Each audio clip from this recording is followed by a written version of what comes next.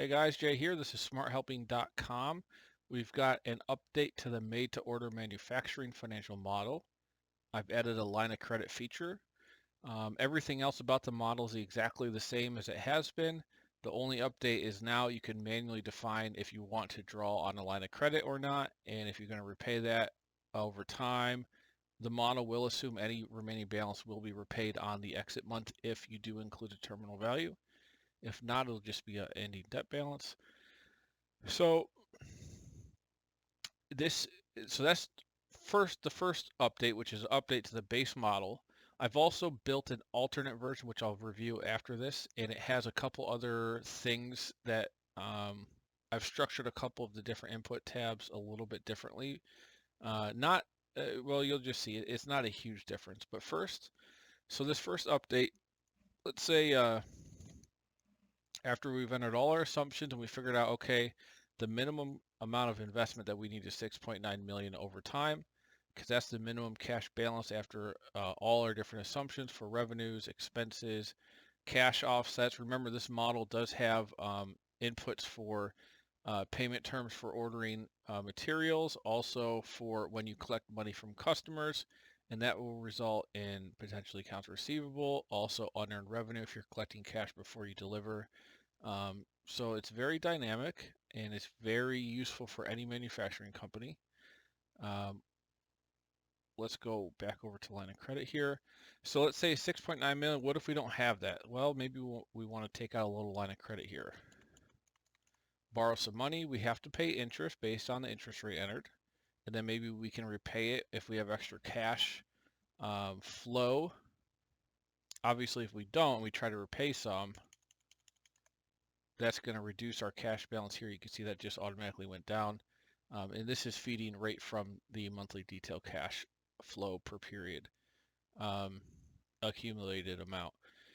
But the interest rate went down, and this updates all automatically. And you can see it's being repaid at the end month here. And you can see the cash balance is 17.4 million is what we have in the bank after everything is all settled up. Okay. You can see in the balance sheet, we've added a line of credit line here to account for that over time. And the annual, it's also updating. And then it flows through here. It'll be in line of credit funding on the cash flow statement and repayment. You've also got it on the executive summary to account for debt service coverage ratio based on the interest paid, line of credit interest here in this row, line of credit repayment in the row above. You also got on the monthly detail, you can see it right here in these sections, line of credit, funding, interest, and then the repayment currently is happening at the end.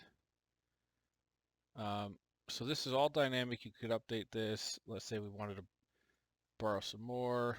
When we started ramping up more, like maybe around here. And now you can see the minimum cash requirement is 4.9. Let's say we borrowed another million here. And essentially before there was just a term loan you could use, but doing it dynamically here is going to give you a different interest amount, and it's just different than a regular term loan. I think this is going to help almost any situation, so that's why I'm adding it in. Yeah, that's the update for this one. I'll zero this back out. And then if we go the alternate version of this, let me find that. Alternate version. So here, a little bit different. So we did add the line of credit into this too. Works the same way as what we just went over. All the way through to the balance sheet and everything. But what's different on the alternate version is a couple things. Number one, on the sales, you can see this is now not all yellow for the price. Instead, you can define the starting price for each of the unit types and then the annual increase in price growth, and then that will drive what this price is over time. The other base model allows you to input manually what the price is of each unit over time.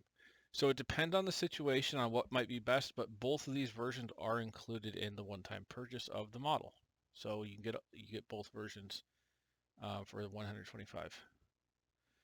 The other update on fixed expenses, I made half of each of the fixed expenses. So this is when you could pick the cost at the month that the cost starts, what the starting cost is.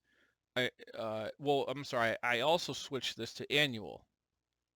So when you put a cost in this box, this is an annual cost, not a monthly. And you can adjust what the annual cost is over time. In the base model, this is a monthly cost, and you adjust what the monthly cost is over time. So it's just it doesn't change the final amount in this pro forma or anything, but some people like to do it annual, some people like to enter a monthly cost. It just depends on how you think about the cost. But in this alternate version, these are all annual costs. And then in the bottom half of each of these sections, you can actually define what the percentage increase in the yearly cost is without having to manually do it. And then the other half, you can manually change it. And this, like some things might increase at a steady rate, but other costs might not and might actually go down, up. It could vary. So the best way I found with working with clients is do half and half. All these are fixed expenses. They all flow through to the um, monthly pro forma. Now, if we look at here, 13,500 for this first cost. And if we go to utilities here, so that's that cost divided by 12 is what it actually costs per month. So that's an update to the alternate version. There's also, I believe, let me see, was there one more thing? Oh wait, no, I think that was it. The sales price increase, fixed expenses having this, uh, monthly or annual increase input, and then changing these from monthly costs to the annual cost adjustable by year. Everything else, I believe, is the same. We have the line of credit logic. Yep, I think that's it. So you can adjust all of this stuff as you want. You can see, let's say we wanted to end the model in 5 years. So 4/5/2028. You can see here, if I go over to the line of credit, that will be then paid back in 5 years. Balance sheet operates the same way. It'll go down after the 5th year. Everything zeroes out. So really cool. I think just improves a model that I already thought was awesome, super helpful, really, really good at planning cash flow requirements of a manufacturing business. This just adds to it. So line of credit edition, also the alternate version. Everything is available if we go over to smarthelping.com. This is where you can buy it, which you can reach that from the home tab, go to industry specific, and then it's going to be right here in the manufacturing industry models, right there, the first one. And I'm going to update the screenshots.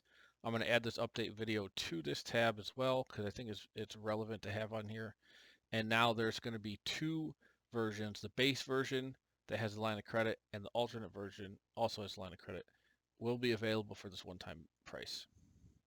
Alrighty, well that's the update for now. I'm going to keep on building financial models. We've been really busy lately. You can hire me for $195 an hour to build something custom for you. Start from scratch. It could be a modification of a template that's already on the site or what have you. I do all kinds of modeling. If you see here, I've done a lot of stuff in the software as a service space. A lot of real estate modeling with for different types of real estate, industry specific models. Lately, I've been doing renewable resources or renewable energy like hydropower, EV charging station business, biogas, wind farm. These were all awesome models. Turned out great.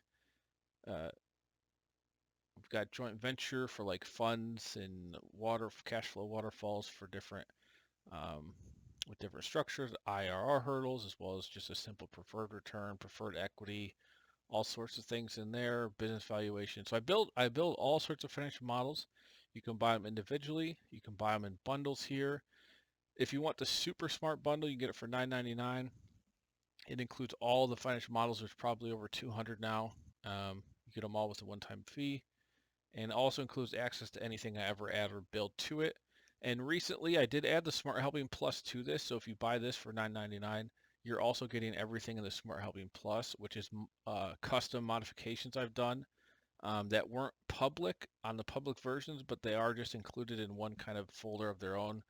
And there's been a lot of modifications to these different models I've done um, over time. So you get those as well. Or if you just want those, you could just buy them for $4.99 and just get all the custom sheets here.